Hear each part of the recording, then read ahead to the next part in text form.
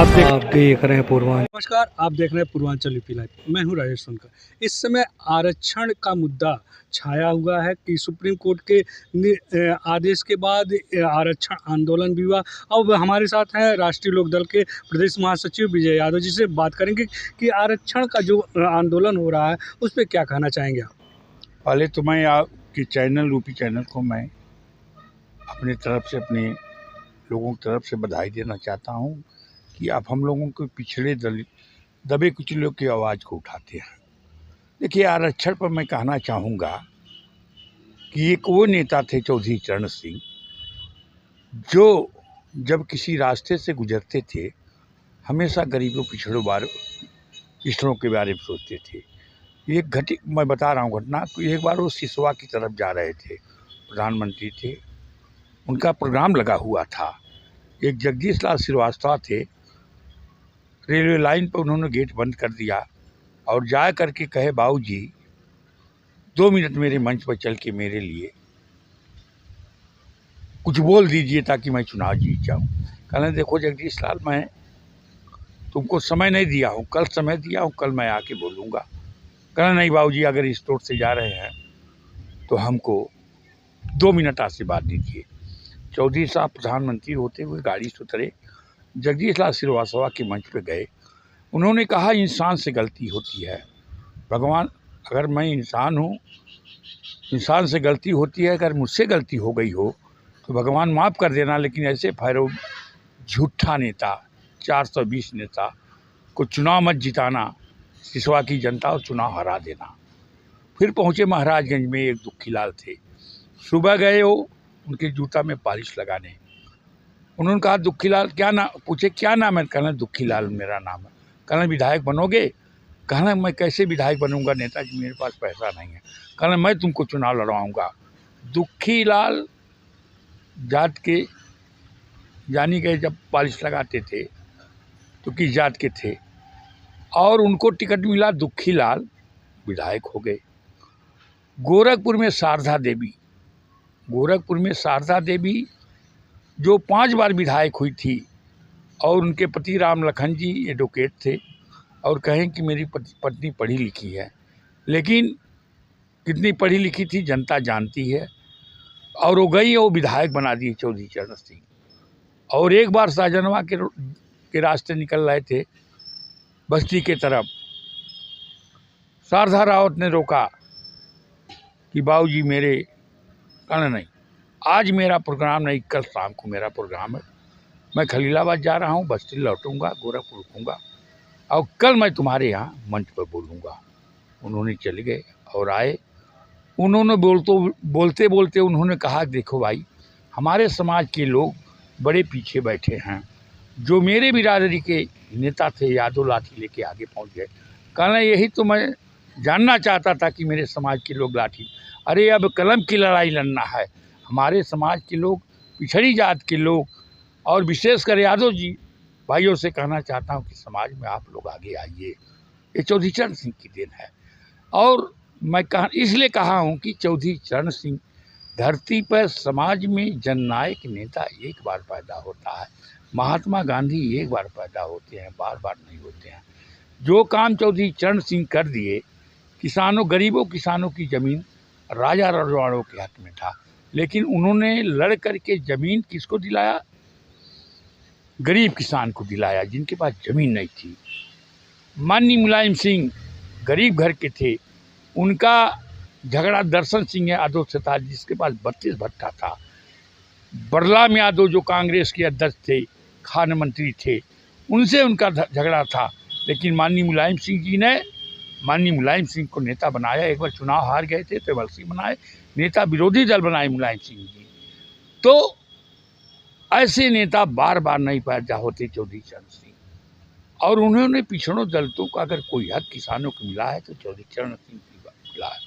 मुझे अपने घटना याद है, हमारे पिताजी मानी केदार यादव चौधरी चरण सिंह के साथ थे, उनको अच्छा पद मिल जाता था, टिकट भी मिला था 2 बार, लेकिन जब नेताजी के न रहने पर चौधरी अजीत सिंह आए, हमको याद है, राजा नहीं फकीर बीपी सिंह जनता दल बना था, और मैं मानीराम से टिकट मांग रहा था। संयोजक चौधरी अजीत सिंह, शरद यादव, रामविलास पासवान, सब मुलायम सिंह, चंद्रशेखर जी, सब लोग बैठे थे, लेकिन असली मेन मानी बीपी सिंह थे।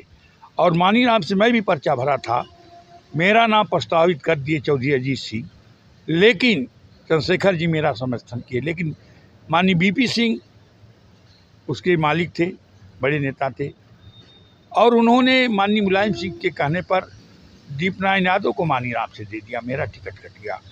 और माननीय चौधरी अजीत सिंह ने कहा, शरद यादव तुम मेरे पिताजी के तलुए पे पले हो, लफाजी बंद करो।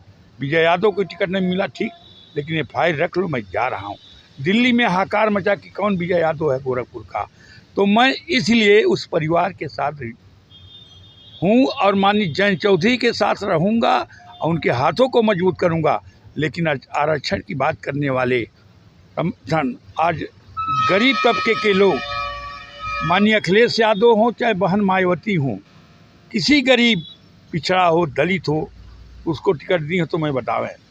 अगर किसी पिछड़ी जात यादव को मुकदमा हुआ, चाहे दलित को हुआ, किसके ज़माने में हुआ? अखिलेश यादव के ज़माने में हुआ, मायावती के ज़माने में हुआ। लेकिन आज उत्तर प्रदेश के मुख्यमंत्री, ताबिज़ मुख्यमंत्री योगी आदित्यनाथ जी के ज़माने में कोई गलत मुकदमा नहीं हो रहा है। मैं लाख लाख माननीय मोदी जी को बधाई देना चाहता हूँ, अपने नेता जयंत चौधरी को बधाई देना चाहता हूँ कि भाजपा सरकार में जो गरीब तबके के लोग हैं उनके ऊपर मुकदमा नहीं हुआ। जहाँ भी गलत हुआ, जहाँ गलत होता है, माननीय उत्तर प्रदेश के मुख्यमंत्री योगी आदित्यनाथ का बुलडोजर चल जाता है उसके दरवाजे पर। और न्याय की बात करते हैं, न्याय की बात, लोग यहाँ लफाजी की बात हिंदू मुस्लिम की बात करने आते हैं। अयोध्या का कांड आप लोगों को मालूम है। तो इसलिए मैं कहना चाहता हूँ कि आज समाज में जो भी मुकदमे हैं, बहन मायावती, माननीय अखिलेश यादव के ज़माने में अगर काउंटर हुआ होगा तो सबसे ज़्यादा यादव को हुआ, किसी दूसरे को नहीं हुआ। इसलिए मैं माननीय योगी आदित्यनाथ जी से, अपने नेता जयंत चौधरी से कहना चाहता हूँ, प्रधानमंत्री मोदी जी, गृह मंत्री, कि इस समय जो पहले का फर्जी मुकदमा हुआ था अखिलेश यादव जी के ज़माने में, बहन मायावती के ज़माने में, हम लोगों को ऊपर, हम लोग दिल्ली हैं, लखनऊ हैं, बनारस हैं, इलाहाबाद, पार्टी के कार्यक्रम में, लेकिन फर्जी मुकदमा हो गया।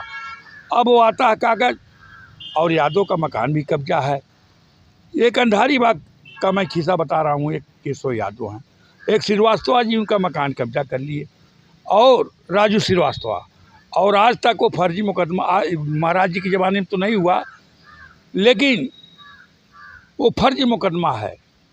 तो मैं 1 तारीख को अपने राष्ट्रीय लोक दल कार्यकर्ताओं की बैठक मंडल की बुला रहा हूं, और माननीय योगी आदित्यनाथ जी से मिलेंगे। पहले तो यहाँ के कप्तान से मिलेंगे, ये फर्जी मुकदमा जितना हुआ है हमारे हम लोगों के ऊपर, उसको ख़त्म किया जाए। फिर योगी महाराज जी की, योगी आदित्यनाथ जी से मिलेंगे, और अपने नेता जयंत चौधरी से मिलेंगे, प्रधानमंत्री से मिलेंगे, राज्यपाल से मिलेंगे, राष्ट्रपति से मिलेंगे कि ये फर्जी मुकदमा जो किया है उसके खिलाफ कार्रवाई हो। आज अगर जनता परेशान है, ये माननीय अखिलेश यादव, मायावती जी जो नाम लेते हैं कि गरीब परेशान, कहीं परेशान तो आपके ज़माने में थे, आपके ज़माने में मुकदमा हुआ, लेकिन हमको चौधरी चरण सिंह के सिद्धांतों पर चलना है, महात्मा गांधी के सिद्धांतों पर चलना है, अपने नेता चौधरी अजीत सिंह के सिद्धांतों पर चलना है। फर्जी मुकदमा करने वाले के खिलाफ मैं आंदोलन करूंगा, जो अपने नेता के पास चिट्ठी लिख के भेजूंगा, योगी आदित्यनाथ जी के पास भेजूंगा कि पहले मुकदमा ख़त्म करिए। और पूर्वांचल में जिस तरह चौधरी चरण सिंह ने गरीबों को टिकट दिया है, उस तरह से कोई नेता बता दे भाजपा को छोड़ करके कि ये लोग कभी मोची को शारदा देवी जैसे और दुखी राम जैसे आदमी, जैसे शारदा, ऐसे लोगों को टिकट दिए हो तो मैं राजनीति करना चाहूँ। टिकट एक किसको देते हैं? पूंजीपतियों को देते हैं, जो अरबपति हो, करोड़पति हो। तो कहने का मतलब यह है कि मैं चौधरी चरण सिंह के सिद्धांतों पर चलूँगा, पूर्वांचल में राष्ट्रीय लोक दल खड़ा करूँगा। अब अगले महीने में मैं अपने नेता जयंत चौधरी का प्रोग्राम कराऊँगा, सम्मेलन कराऊँगा, ताकि यहाँ के समाज के दबे कुचले लोग जगें और चौधरी चरण सिंह के सिद्धांतों पर चलें, और अन्याय को नहीं बदलना है। और जो फर्जी मुकदमा किया है राजू श्रीवास्तव को मैं कहना चाहता हूँ, योगी आदित्यनाथ की सरकार है, बुलडोजर बाबा की सरकार है। उनको कान में अगर पता चल गया तो तुमको 420 में जेल भिजवा देंगे, और जिस मकान में रहते हो कब्जा करके उस मकान के ऊपर बुलडोजर महाराज जी चलवा देंगे। और हमको न्याय चाहिए और न्याय की लड़ाई लड़ना है। जय चौधरी चरण सिंह, जय अजीत सिंह और जयंत चौधरी के हाथों को मजबूत करना है।